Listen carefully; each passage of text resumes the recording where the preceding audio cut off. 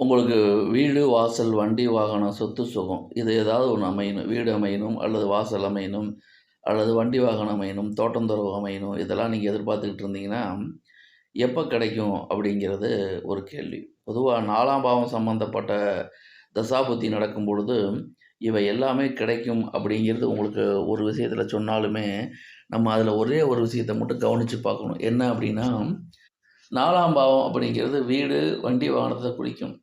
அப்ப 4ஆம் இடத்துல இருக்கக்கூடிய சுக்கிரனுடைய தசாபுத்தி நடக்கும் பொழுது, ஜாதகருக்கு வண்டி, வாகனம், வீடு அமையும் அப்படின்னு நம்ம சொல்லலாம்.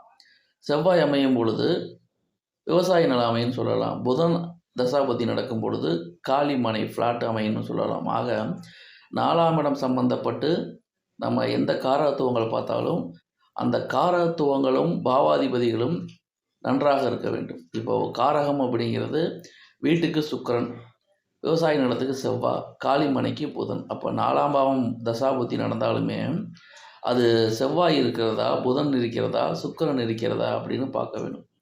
சில பேத்துக்கு இந்த 4 முக்கியமான கிரகங்கள் எல்லாமே 4ஆம் பாவத்துல இருக்கும். அல்லது 4ஆம் பாவத்த பார்க்கும். அல்லது 4ஆம் பாவாதிபதியோட சேர்ந்து இருக்கும்.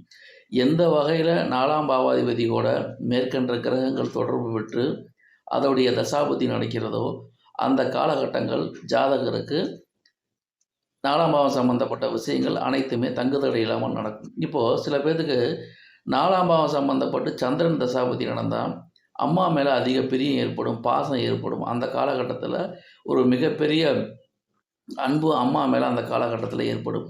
அப்ப 4ஆம் பாவம் அப்படிங்கிறது என்னென்ன காரகத்துவங்கள வச்சிருக்கிறதோ, அதே காரகத்துவங்களுக்கு உண்டான கிரகத்துடைய தசாபுத்தி நடக்கும் பொழுது, நிச்சயமா உங்களுக்கு அந்த விஷயங்கள் கண்டிப்பா கிடைத்தே தீரும்.